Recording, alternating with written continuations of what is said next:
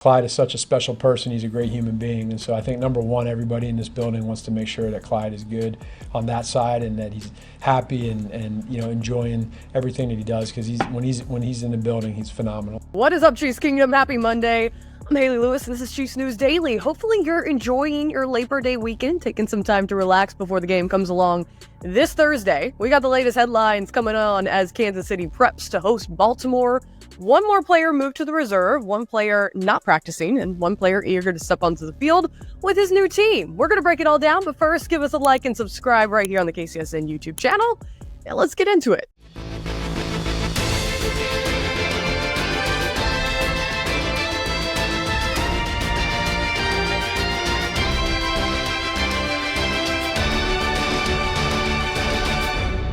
Well, this is a move we've all been anticipating that became official this morning. The Chiefs have moved running back Clyde Edwards-Helaire to the reserve/non-football injury list, meaning the fifth-year player will now have to miss at least the first 4 regular season games. Now, Field Yates first shared this news late Monday morning. The former first-rounder has been dealing with PTSD and cyclic vomiting syndrome, which he shared during a press conference at training camp. The 25-year-old explained his PTSD stems from his time at LSU, when he was one of 2 players involved in a fatal self-defense shooting. The symptoms have been so severe they've kept the running back sidelined at times throughout camp as well as the preseason. Matt Derrick from Chiefs Digest explains that under the non-football illness list in the NFL collective bargaining agreement, clubs are not obligated for a player's weekly salary while on the list. The Chiefs do plan to keep Edwards-Helaire, who is scheduled to make $1.125 million this season, on the payroll and continue providing him assistance in his treatment, a source tells Chiefs Digest. The club also hasn't ruled out the possibility of Edwards-Helaire returning to the field later this season. Now the Chiefs running back room is filled with Isaiah Pacheco, Samaje Perine, and the fullback Carson Steele.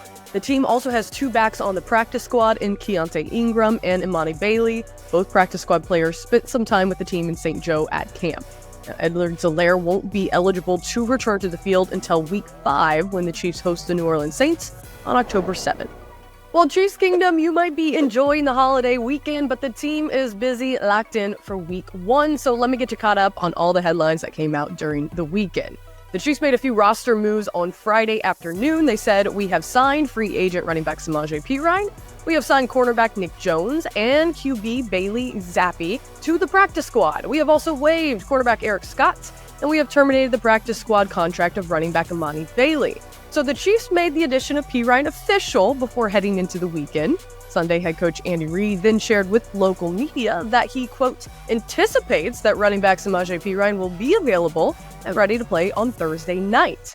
Now, on Saturday, the team had a few housekeeping moves to announce as well. Quote, we have signed running back Imani Bailey and defensive tackle Marlon Tuipulotu to the practice squad. We have terminated the practice squad contracts of defensive tackle Matt Dickerson, as well as defensive tackle Neil Farrell. The addition of Tuipulotu was first reported Friday evening by NFL Network's Mike Garafolo. The 2021 6th-round pick of the Eagles appeared in 28 games over 3 seasons in Philly. Now, Saturday was the last update we got from the team's official Twitter account regarding roster moves, but as always, expect more changes in the coming days. This was also the last transaction listed on the Chiefs' official website, but again, keep your eyes open. These things are ever changing. Now, on Sunday, so this was yesterday, the team was back on the practice field with head coach Andy Reid, quarterback Patrick Mahomes, and safety Justin Reid all stepping to the podium afterwards. Coach Reid said that wide receiver Marquise Brown will be the only player not participating in Sunday's practice. Here are the other key bites from Coach Reid's presser. Yeah, they didn't play a whole lot in the preseason. They're main guys. But we know who they are.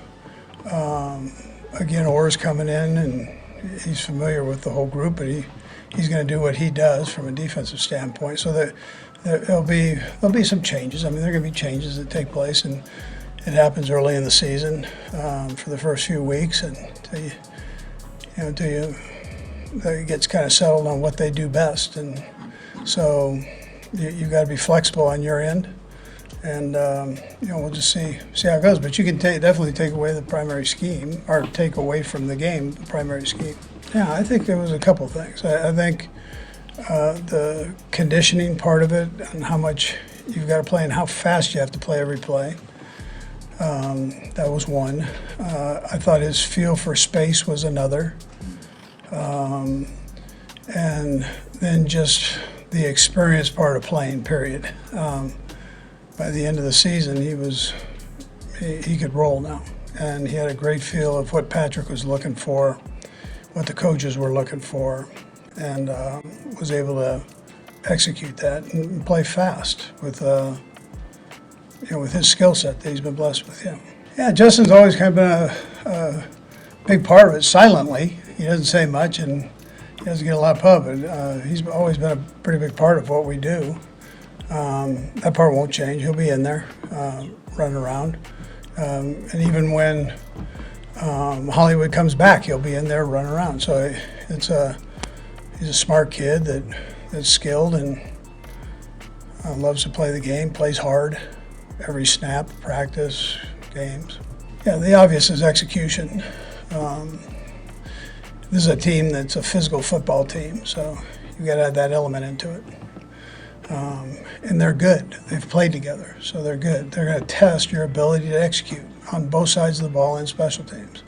So it's important that we take care of business here these few days that we have to prepare, and you've got to do that the right way. But that would be it, along with part of execution is hanging on the football.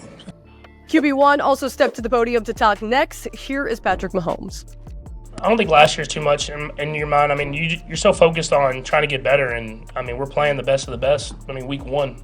So we're gonna see where we're at. We're gonna have to go out there and play our best football early in the season.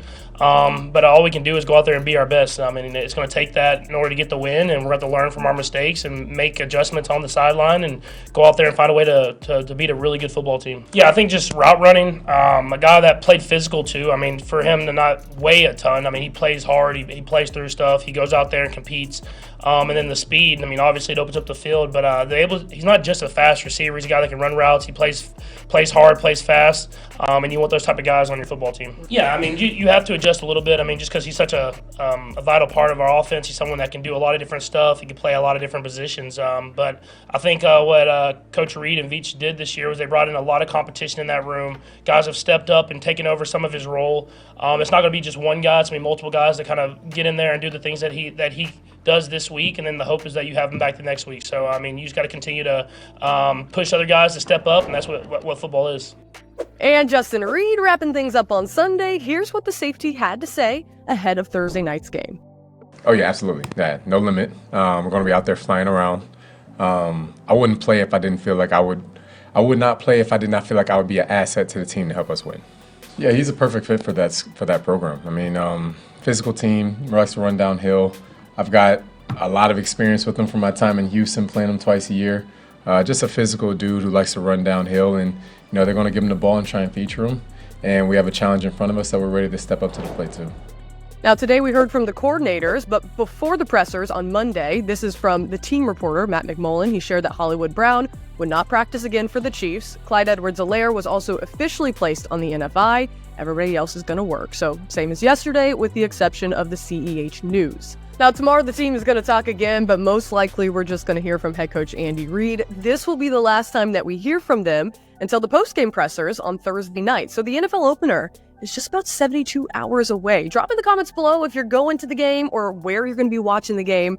But no matter where you're tuning in, make sure you tune in right here after the game, KCSN's YouTube channel, for the postgame show.